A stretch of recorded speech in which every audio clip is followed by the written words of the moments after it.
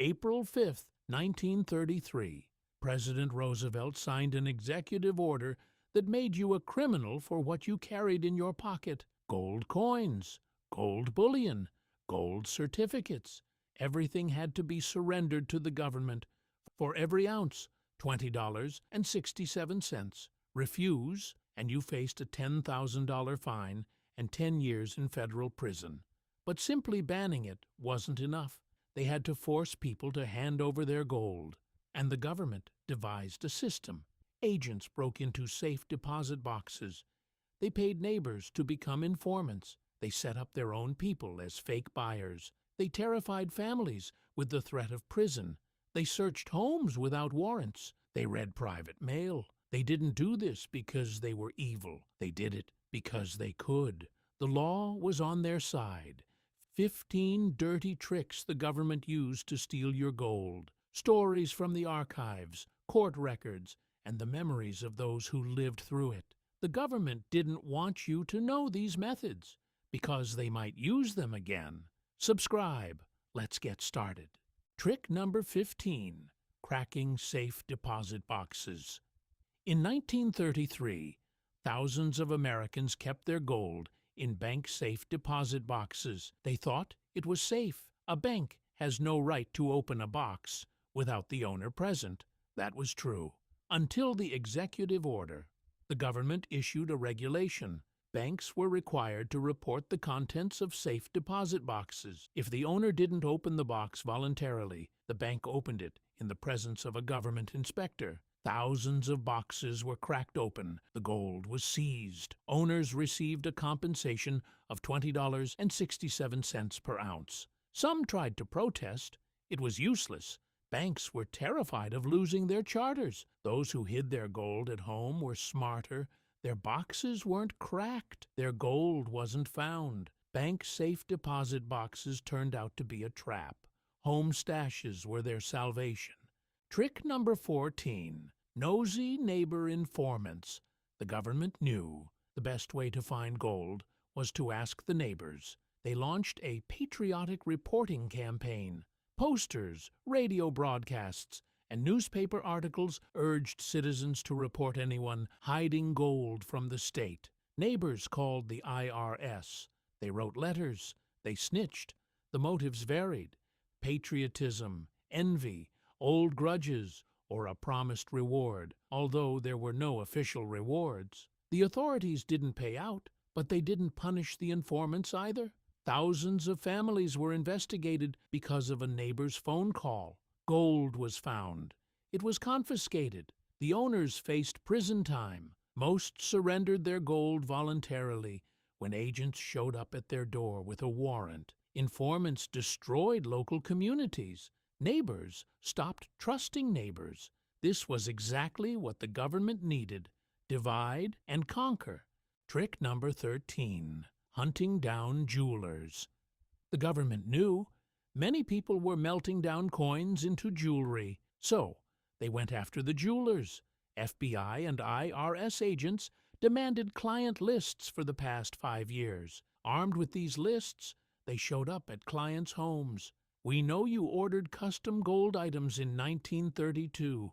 Do you have gold? Surrender it voluntarily, or things will get much worse for you.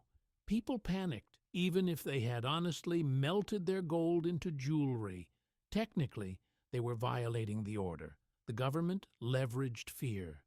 Many surrendered their gold just to get the feds off their backs. Thousands of families were exposed thanks to jeweler lists. Those who bought gold from private artisans under the table without receipts or invoices slipped under the radar. And now, the tricks the government absolutely hates to remember, because they show just how far the state was willing to go to take your money. Trick number 12. Fake buyers.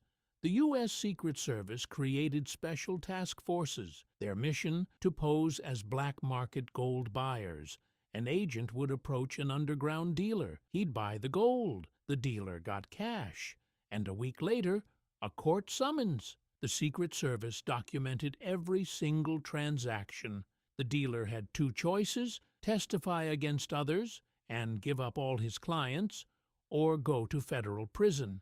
Thousands of dealers were caught. Even more were intimidated into quitting. The black market shrank. Prices skyrocketed. The risk became far too high. Agents also posed as people desperate to sell gold. Anyone trying to buy walked straight into a sting operation. The government played dirty, and they won. Trick number 11. Threatening families with prison. Agents would visit a farmer caught with gold. They wouldn't arrest him right away. They gave him a choice. Surrender the gold voluntarily, and we'll look the other way. Refuse, and we'll lock you up, your wife, and your brother who helped you hide it. Criminal liability for hoarding gold extended to all family members who knew about the stash. Agents actively exploited this. They threatened to imprison wives, children, and parents. In the 1930s, going to prison was a deep disgrace. A family with an incarcerated father was ostracized by the community. Most chose to surrender their gold rather than risk the reputation and freedom of their loved ones. The threat to the family proved far more effective than the threat of personal punishment. Trick number 10. Mail inspection. The government had the authority to inspect the mail for illegal gold transactions. Agents opened letters, packages, and parcels. They hunted for gold coins sent through the postal service.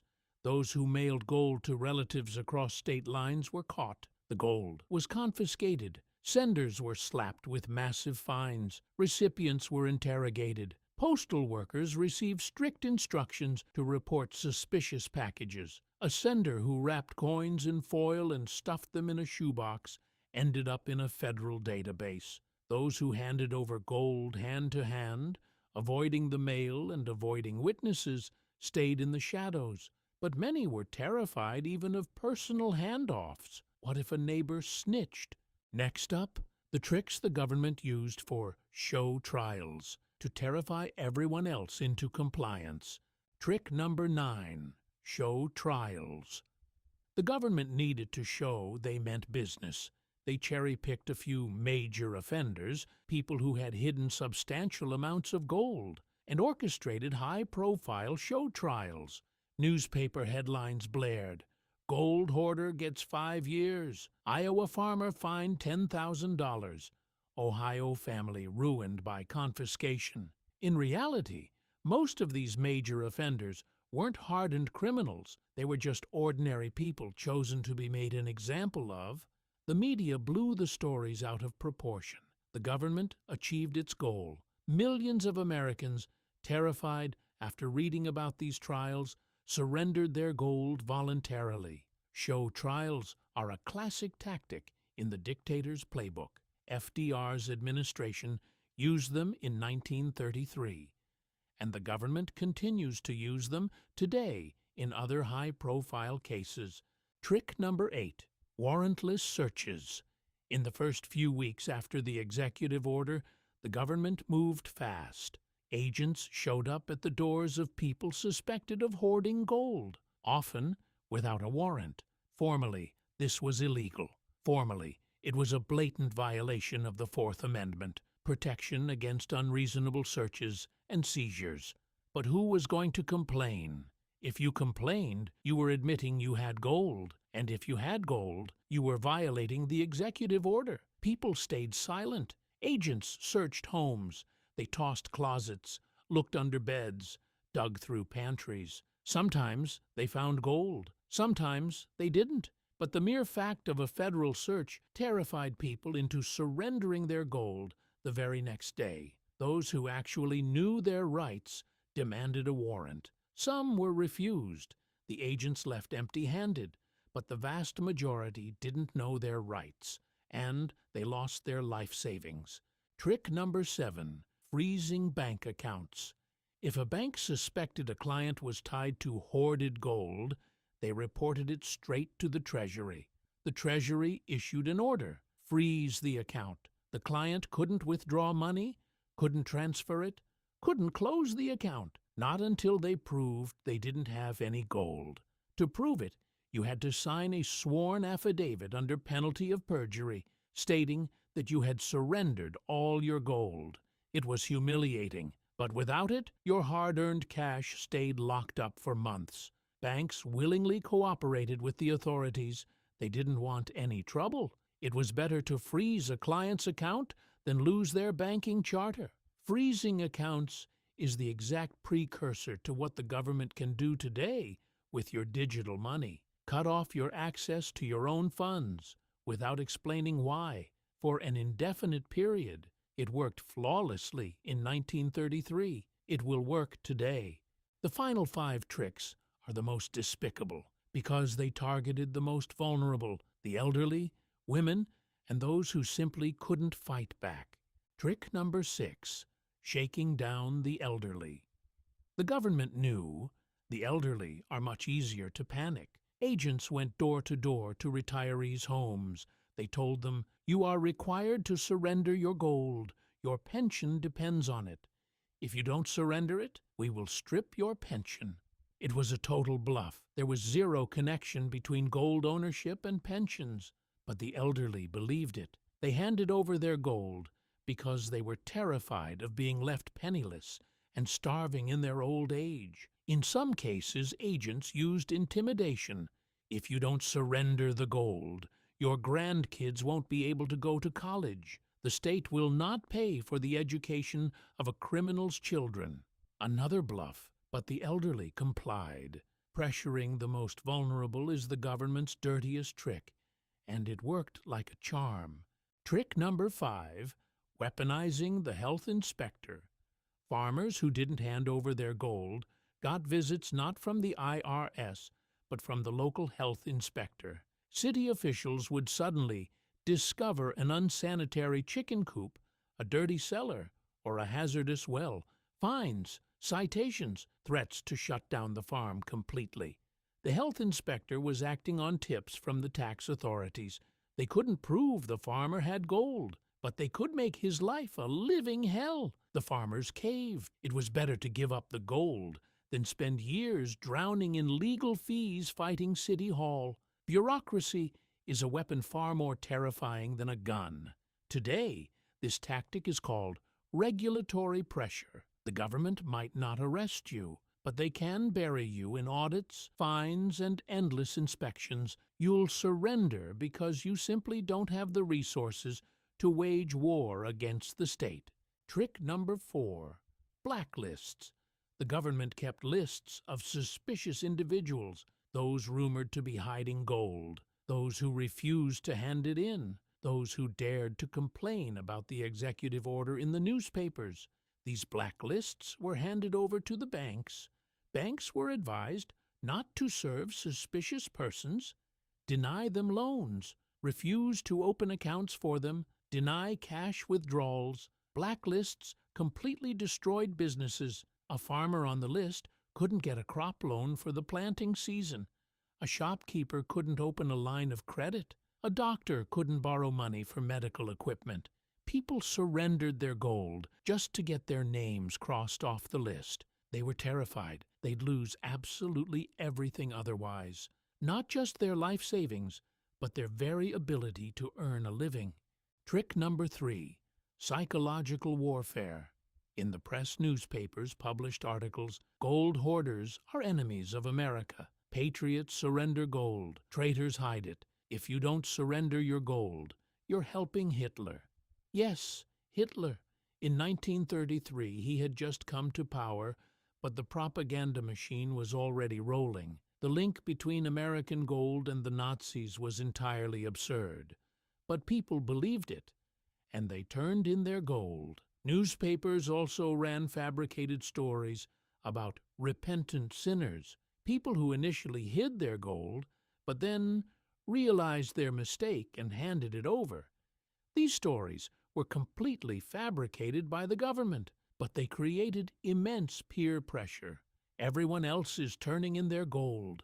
What about you? Psychological pressure through the media is a propaganda classic. It worked in 1933. It still works today. Trick number 2, collusion with the church. The Catholic Church, major Protestant denominations, rabbis, many received orders from above to preach the necessity of turning in gold. Priests spoke from the pulpit. God commands us to obey the authorities. The authorities command you to surrender your gold. Surrender your gold. The faithful obeyed. They weren't giving their gold to the government, but to God. They were brutally deceived.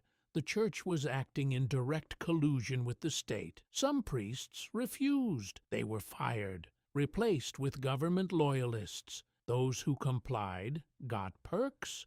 Those who didn't got massive problems. The collusion between church and state is the most cynical trick on this entire list because it attacked faith, the most sacred thing people had. Trick number 1, the ultimate lie. It's for your own good, the government's ultimate trick, convincing you that by taking your hard-earned gold, they were taking care of you. The country needs gold to overcome the crisis. If we don't print more dollars, you will starve. Your gold will save America. Millions bought the lie. They handed over their gold with pride, with a profound sense of patriotic duty. They thought they were helping their country, but their country was robbing them blind. Those who didn't buy the lie preserved their generational wealth. Those who believed it lost everything. The government never apologized, never returned the gold, never admitted they were wrong. They just pretended the whole thing never happened. This trick isn't just about gold, it's about everything. The government always says, "Give us what you have. It's for your own good. Trust us." Your grandparents believed them and lost their gold. Those who didn't believe won. The choice is yours. 15 dirty tricks. Cracking safe deposit boxes, nosy neighbor informants, hunting down jewelers, fake buyers, threatening families with prison, inspecting the mail, show trials, warrantless searches, freezing accounts, shaking down the elderly, weaponizing health inspectors, blacklists, media propaganda, church collusion, and the biggest lie of all, that it was for your own good. The government didn't want you to know these methods because they might use them again, not with gold, with something else entirely. Today, you don't have gold. You have digital money, crypto, bank accounts, 401ks and pensions. The government can freeze your accounts, block your access to crypto exchanges, tax your retirement funds into oblivion, confiscate your savings. They already did it in 1933. They will absolutely do it again, just with different tools and different excuses. Fighting terrorism, fighting money laundering, fighting tax evasion, COVID, climate change, equity. There is always a reason. There is always a for your own good. Your grandparents believed it, and they lost their gold. Now you know the truth. What will you do with this knowledge? Drop a comment below. Do you actually trust the government? Do you know your rights? Are you ready to protect your savings if 1933 repeats itself tomorrow? Your grandparents knew. The government did everything in its power to make you forget. Now you know again.